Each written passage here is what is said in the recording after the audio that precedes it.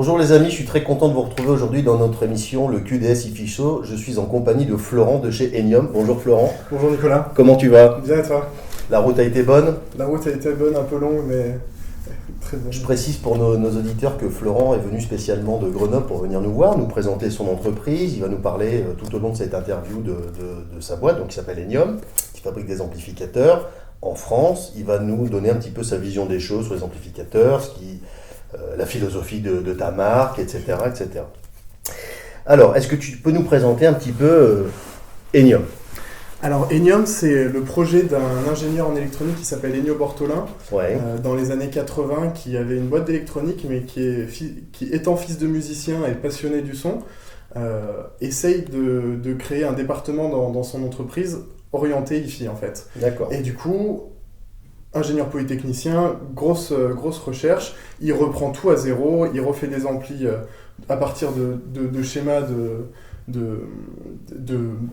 initial de l'électronique, où en fait il reprend tous les cours des années 50-40, où vraiment on est à la base de l'électronique, et il crée son entreprise là-dessus, et donc il va développer ça pendant une vingtaine d'années, et puis après il découvre le reste de l'hi-fi, donc les enceintes, les câbles, les lecteurs CD, et il se dit il y a un boulot énorme, je ralentis et je recherche et je reprends le temps de tout redévelopper. Donc il a pris 10 ans pour tout reprendre à zéro, les enceintes, les lecteurs CD. Et du coup, à la suite de ça, moi je l'ai rencontré au moment où il était en train de s'occuper de l'enregistrement, puisqu'une fois qu'il avait résolu les enceintes, les câbles, les lecteurs, il s'est rendu compte que c'était l'enregistrement qui était problématique. Et du coup, il s'est dit, il faut que j'améliore les méthodes d'enregistrement. Donc il a d'abord été écouter les CD qui lui plaisaient et chercher quelles étaient les méthodes d'enregistrement. Et ensuite, du coup, on a travaillé ensemble à développer des micros pour faire la reproduction la plus transparente du son du concert. D'accord. Donc on a travaillé ensemble dans un premier temps sur des festivals de musique de chambre et de musique de jazz. Et ensuite, on s'est mis à travailler ensemble sur ces amplis qui sont la nouvelle gamme de Enium, du coup. Donc je précise pour nos auditeurs que toi tu es musicien, oui. Donc avec une certaine connaissance, on va dire, du son vrai, oui, et que tu évidemment qui te sert des talons pour mettre au point tes appareils. Tout à fait. Une question qui taraude beaucoup de clients audiophiles, c'est comment tu fais pour mettre au point un ampli. Donc explique-nous un petit peu comment tu fais, comment ça démarre. Alors ça démarre avec des calculs, très bêtement en fait. On repart des équations de base et on essaie de comprendre ce que c'est le son, ce que c'est l'amplification et ce qu'est le signal audio qui se propage dans l'air. Et en fait, du coup, on va essayer de remettre tout en équation et de comprendre qu'est-ce qui peut se passer. Et en fait, chaque équation a des résultats en schéma, en fait. Et du coup, on va commencer à faire ces schémas en fonction de ces équations.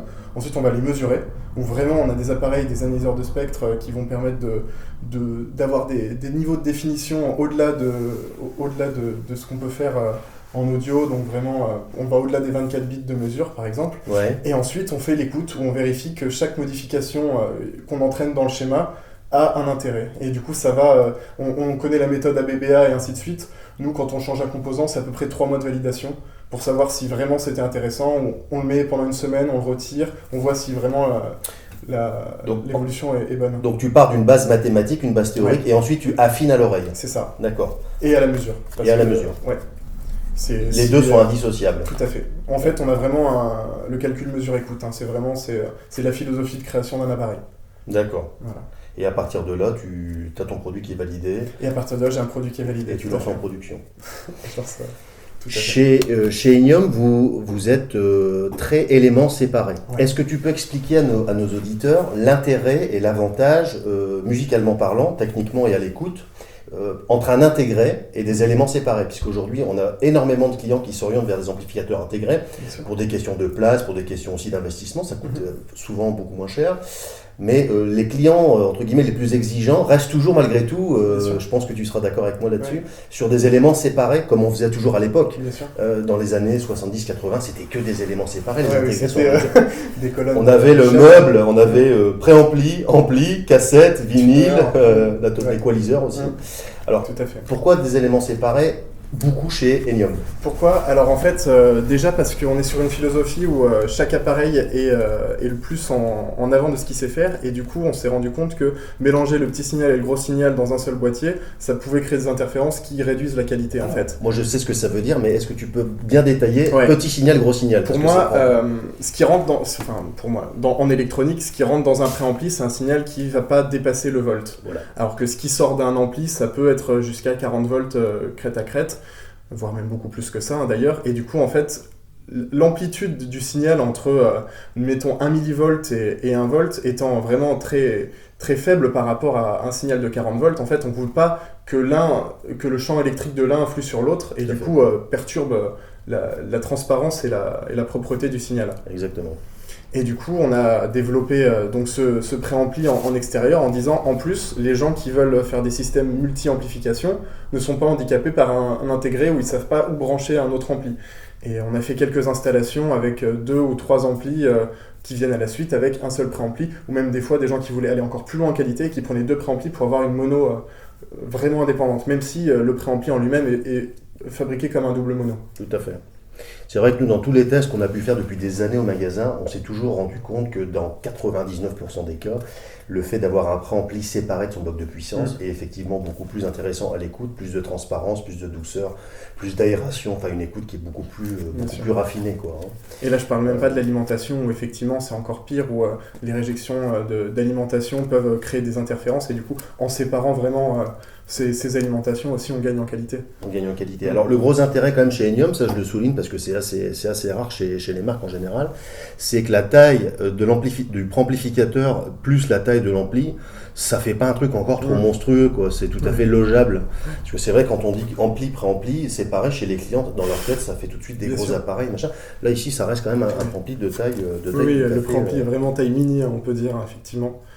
Même si c'est très trompeur.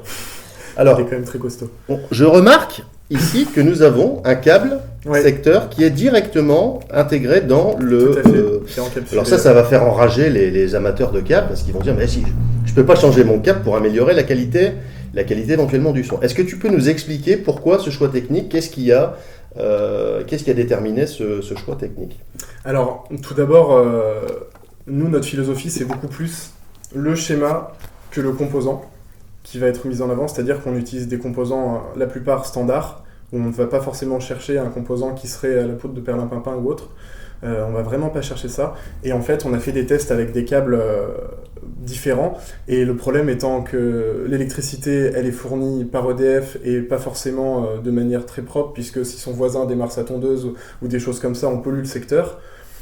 Ça a bien meilleur intérêt de mettre un filtre secteur que de mettre un câble de haute qualité en alimentation. D'accord. C'est ce que tu as pu constater d'après tes tests, ce qui rejoint. Et du coup, pour en plus ne pas vouloir ruiner les clients, je préfère fournir un câble qui fonctionnera extrêmement bien, qu'on a calibré et qui posera pas de problème. D'accord, donc plutôt investir dans un filtre secteur pour avoir... Si on veut vraiment aller plus loin. Si on veut aller plus loin, d'accord. En termes de phase secteur, on parle toujours de la phase secteur et je voudrais avoir ta position là-dessus. Est-ce que tu as pu faire des tests de phase? Est-ce que tu conseilles un branchement particulier sur ces appareils? Oui, je constate qu'effectivement, quand on se branche en phase, les deux surtout, l'un par rapport à l'autre, c'est quand même très agréable. La différence est présente. Maintenant, je marque pas à chaque fois sur chaque prise où est la phase, sachant que c'est vraiment les gens qui sont à la recherche de ça qui vont le faire de toute façon. La plupart du temps, les barrettes multiprises peuvent faire hérisser les poils de ceux qui sont amateurs de phase absolue. Mais c'est la plupart du temps le cas chez les clients lambda, on va dire, qui sont pas forcément dans le délire d'avoir absolument le plus loin possible la qualité. Donc en fait, oui, c'est important. Maintenant, je sais que les amateurs aiment s'amuser avec ça, donc je leur laisse faire. J'avais prêté mon ampli à un chroniqueur qui m'a marqué les appareils que je lui ai passés en mettant la phase de quel côté elle était pour que sur sa multiprise, il pouvait régler ça en direct. Donc aujourd'hui, tes objectifs de développement pour la France, tu as pour l'instant un certain nombre de revendeurs que tu souhaites développer davantage. Et j'invite vraiment mes confrères de toute la France à s'intéresser et à contacter Florent au sujet de cette belle marque Enium, puisque ça sonne franchement très très bien. Vous aurez l'occasion de venir le découvrir au magasin, puisque c'est un produit qu'on vient de rentrer. Donc tes objectifs, c'est on va dire dans les 3 ans, tu te vois où dans 3 ans? Dans 3 ans, moi j'aimerais que l'appareil soit vendu dans toute la France et si possible les limitrophes francophones ou autres, puisque en fait pour l'instant tout est fabriqué à la main artisanalement par moi-même, donc ça fait que j'ai un contrôle absolu sur la qualité des appareils et ça c'est quelque chose que je veux garder. Mais effectivement les capacités de production sont du coup limitées on va dire, mais qui me permettraient quand même de couvrir je pense la fabrication sur la France. Après effectivement il faudra peut-être m'agrandir un petit peu on va dire et du coup proposer ou de fabriquer avec des sous-traitants ou directement d'embaucher dans Enium, ce qui me plairait beaucoup aussi. Mais voilà, oui, du coup, donc avoir une petite dizaine de revendeurs, pour toi ce serait bien. C'est exactement. Des gens qui sont amateurs de restitution de qualité avec des produits qui sortent des sentiers battus, quoi. Au niveau des transistors, ici on travaille sur du transistor MOSFET. Non, on est sur du bipolaire, on est sur un ampli-up en bifet et un ampli-up en bipolaire pour la partie phono. Ouais. Et après les transistors de puissance sont des Darlington bipolaires. D'accord. Au niveau de la puissance, est-ce que tu peux nous détailler un petit peu pour nos auditeurs la gamme que tu proposes actuellement? Bien sûr. Alors là, le modèle qui est présent ici, c'est le A25, donc c'est un classat de 25 watts qui en 8 ohms, donc qui drive à peu près tout ce qui est nécessaire. Mais du coup, on a quand même décidé de proposer un classe AB de 60 watts pour permettre éventuellement d'avoir plus de puissance potentielle. Alors, il est en classe AB, donc il est aussi un peu moins cher, et du coup, il permet de répondre à tous les besoins. Et donc voilà, on a créé ces 2 modèles. On aura peut-être un autre modèle en 50 watts en classe A, pour ceux qui ont vraiment un énorme besoin d'énergie pour des grosses babasses à bouger. Ouais. Mais pour l'instant, on n'a pas eu de problème pour faire bouger tout ce qu'on avait besoin avec 25 watts. Sachant qu'on a aussi fait des tests avec des amplis à lampe à 8 watts et on s'est rendu compte que en fait, dans une pièce de 20 mètres carrés, 8 watts c'est tellement suffisant. La pièce dans laquelle on est en train de tourner cette vidéo ici fait 27 mètres carrés. Sur une enceinte, on va dire, de taille moyenne, avec un ampli effectivement de 8 ou 10 watts en classe A, on a largement assez. Les gens se font. J'avais lu dans un magazine il y a très longtemps que le niveau d'écoute, la puissance en moyenne utilisée par un audiophile, c'est 7 ou 8 watts, pas plus. Bien sûr. Donc on n'a pas besoin d'énormément de puissance quelque part. Tiens, ça me fait penser une question au niveau de la puissance. On voit des amplis aujourd'hui de 200, 300, 400, 500 watts. Là, tu arrives avec ton petit ampli de 50 watts. Ça sert à quoi d'avoir un ampli de 500 watts? Quelle est la justification technique? C'est quoi ta position en tant que fabricant? Parce que toi, tu les fabriques, donc toi, tu connais tout ça par cœur. Quand tu vois des trucs comme ça te... Moi, je trouve ça ridicule. J'ai l'impression qu'on est encore sur la course des watts d'il y a quelques années où c'est complètement aberrant, puisque ça sert strictement à rien. Moi qui suis musicien, cette course, elle est encore présente dans les amplificateurs pour instruments. Ouais. Elle n'a aucun sens, sachant qu'on revient toujours avec un bouton de volume qui ne va pas dépasser un dixième de la puissance, du coup, puisqu'on ne peut pas s'en servir.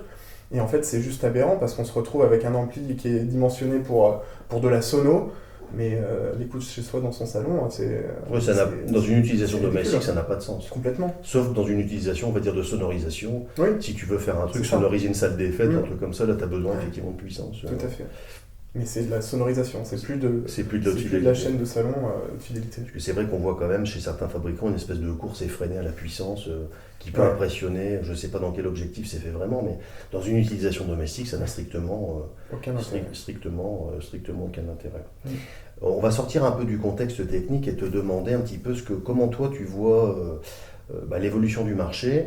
Aujourd'hui, on est au moment où on tourne cette vidéo, on est le 22 juillet 2019. Comment tu vois l'évolution du marché de l'hi-fi, puisque tu tournes dans plusieurs magasins, toi-même tu fabriques des appareils, tu vois bien un petit peu ce que recherchent tes clients. Comment tu vois les choses en termes de marché Alors moi, ce que je constate, c'est que le marché, il évolue énormément en ce moment autour de l'éthique et de savoir ce qu'on veut acheter, ce qu'on achète.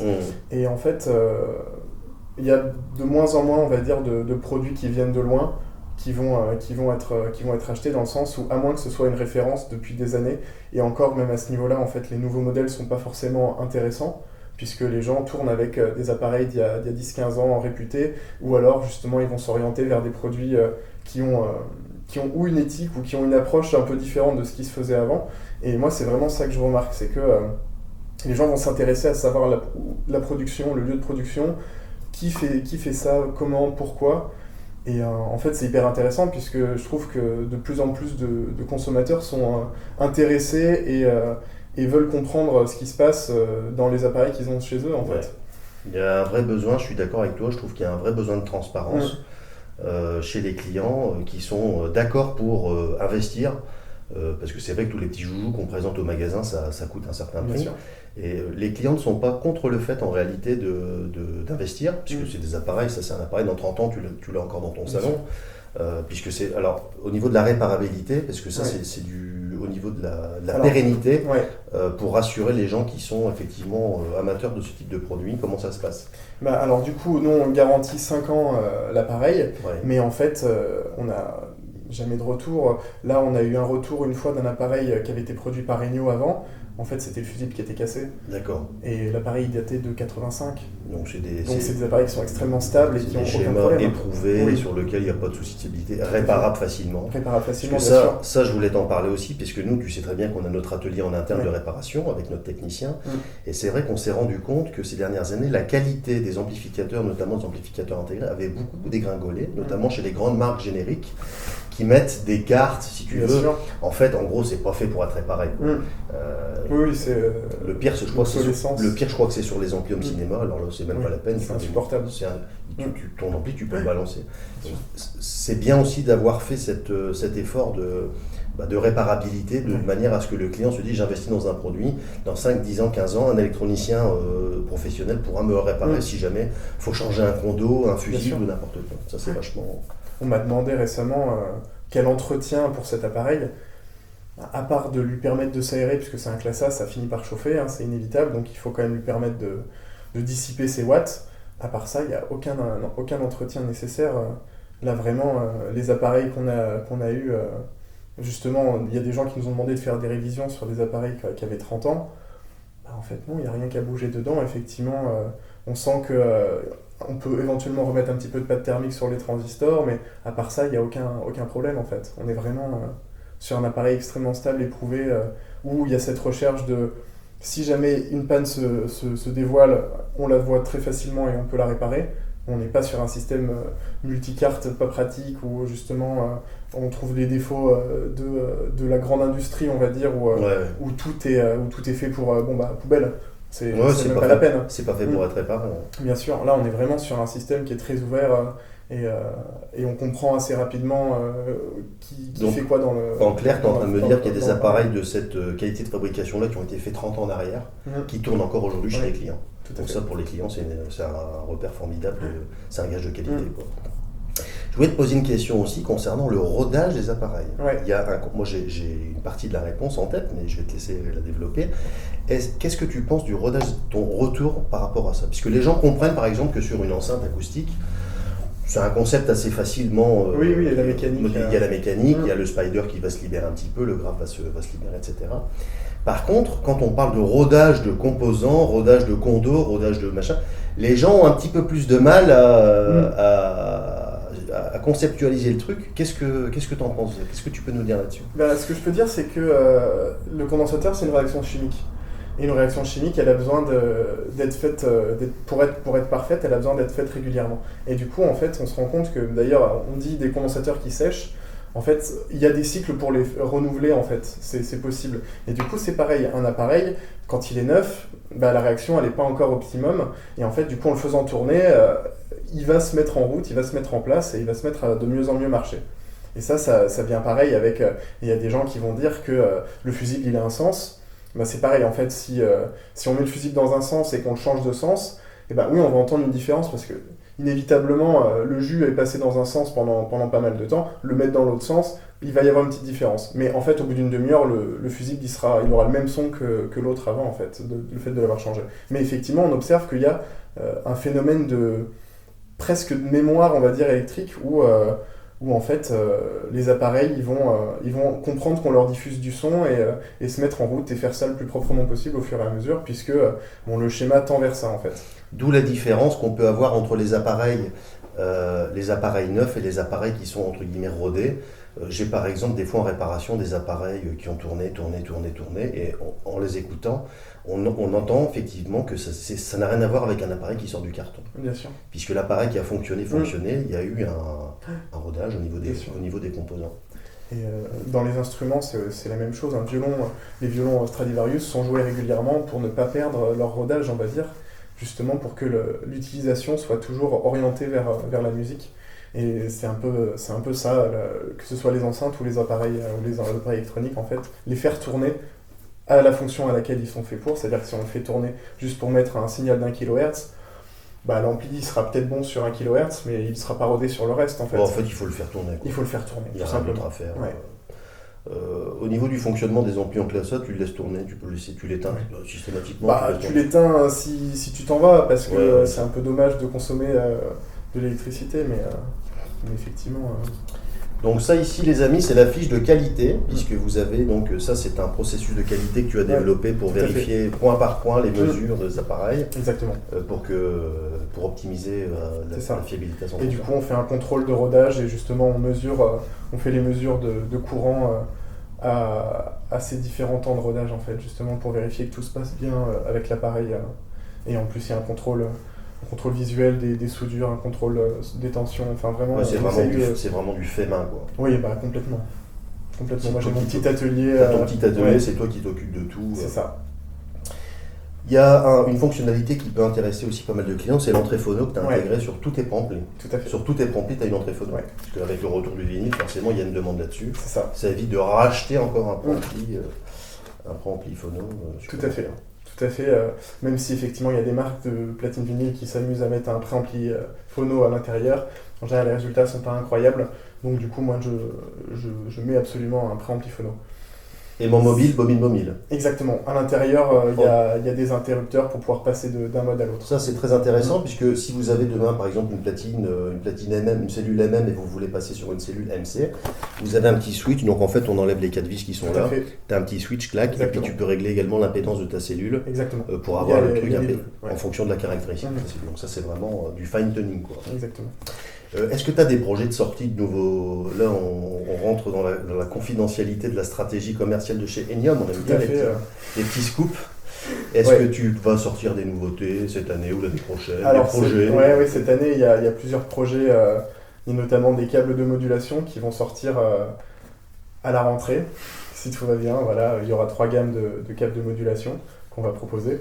Et il y aura aussi un modèle au-dessus de celui-là qui sera le modèle 25M qui est vraiment, vraiment très très bon et très intéressant et qui va sortir pour ceux qui veulent aller encore plus loin. Ah, ça c'est intéressant les câbles. On n'en avait pas encore parlé parce que ça c'est le sujet polémique à souhait. Hein.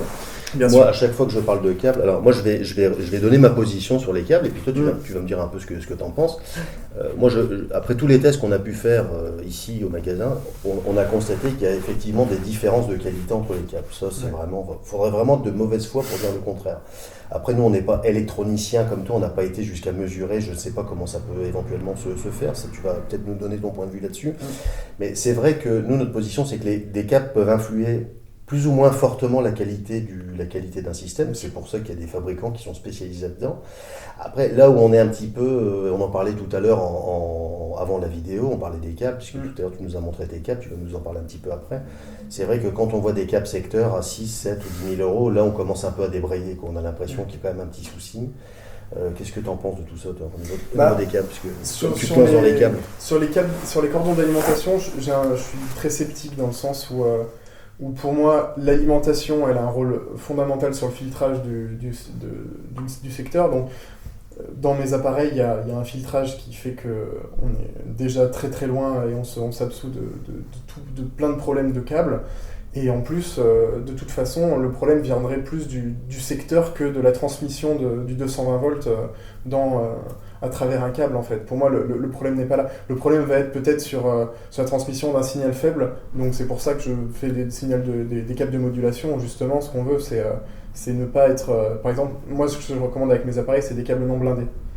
Parce qu'en fait, le blindage va créer potentiellement de la captation et on veut éviter ça. Hein. Ça ne nous intéresse pas d'avoir... même si c'est très faible, un petit bout de radio qui vient polluer, c'est absolument pas ce qu'on recherche en fait. Donc du coup, je recommande des câbles non blindés, et c'est ce que je fabrique aussi du coup.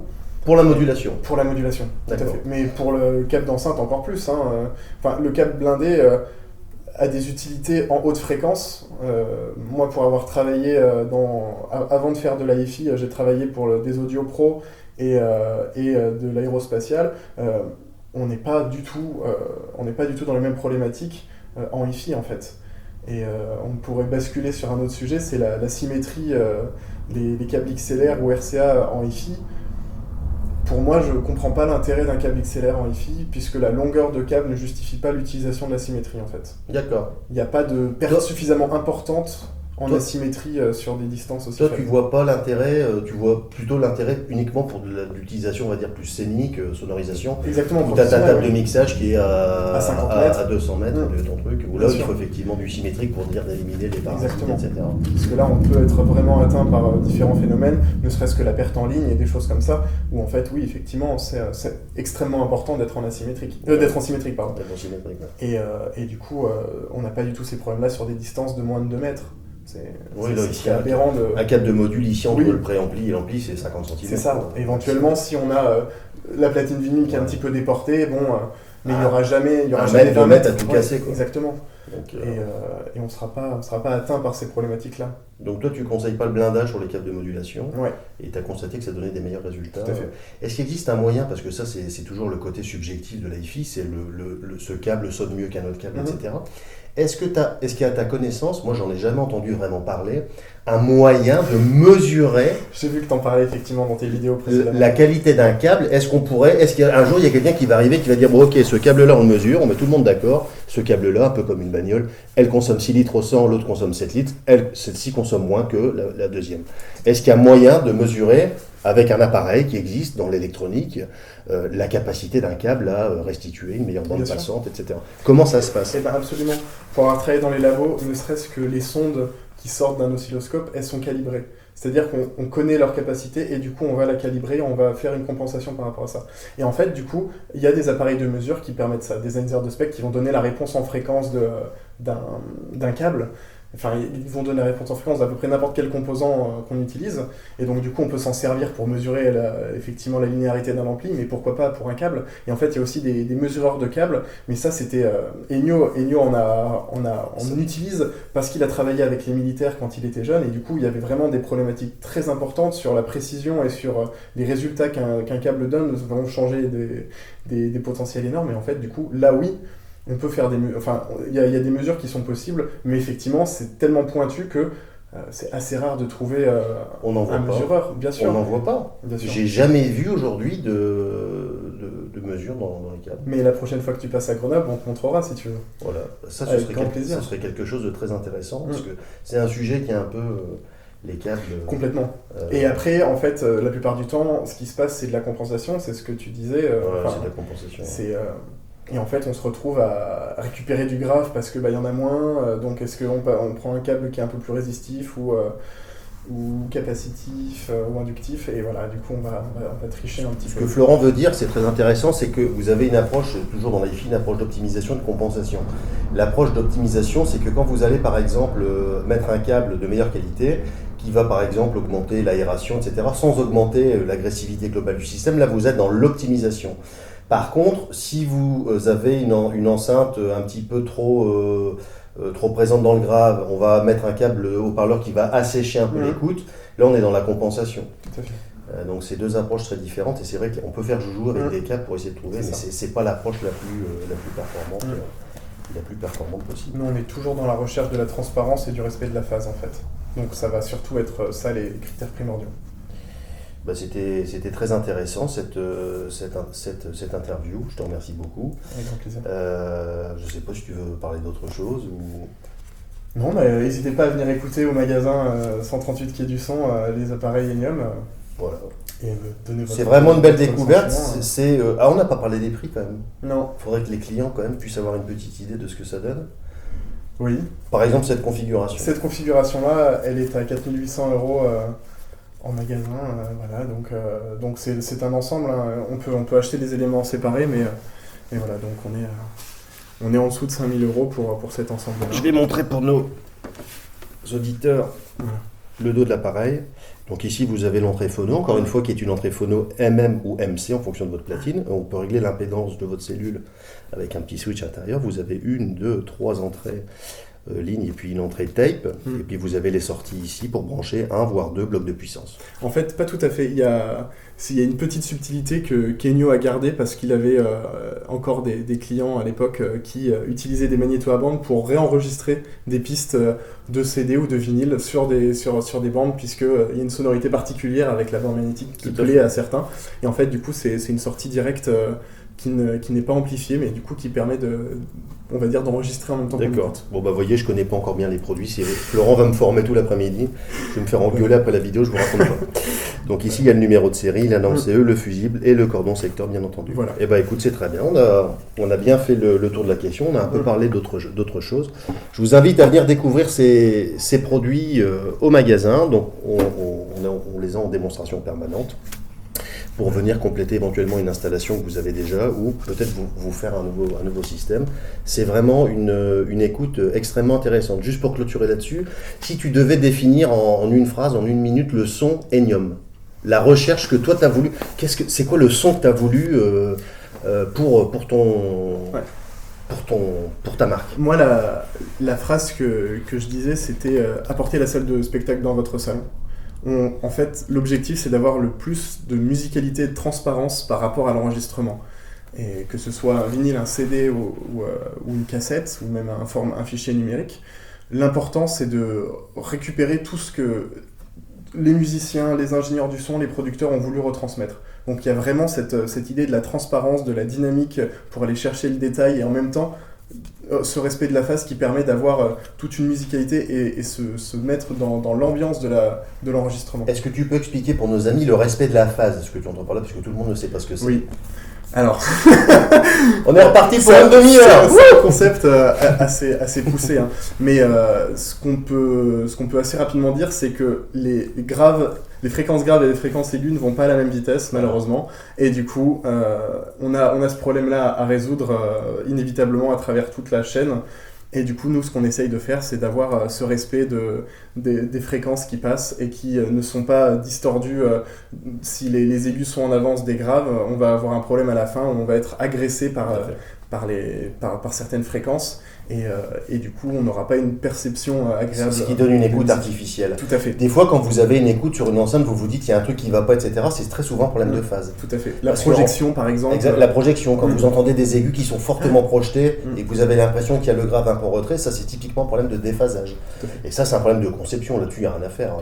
Quand tu as une enceinte qui est déphasée de base, tu ne sais plus rien faire. Ça devient très problématique.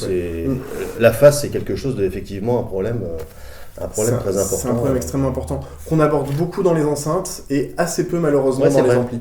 On entend rarement des fabricants comme toi qui parlent de la phase. Je crois même que c'est la première fois qu'on en parle. Voilà. Donc c'est très bien. Écoute Florent, je te remercie. Merci à toi. Je te souhaite bonne continuation et j'invite vraiment mes confrères partout en France à contacter Florent, puisque pour vos clients, c'est vraiment une offre très intéressante. C'est des beaux objets fabriqués en France. Oui. Et puis, au moins, tu peux proposer un produit de très bonne qualité, artisanal, dans de très très bonnes conditions. Les amis, je vous remercie de votre attention et je vous dis à très bientôt pour une nouvelle émission QDS IFI Show. À bientôt.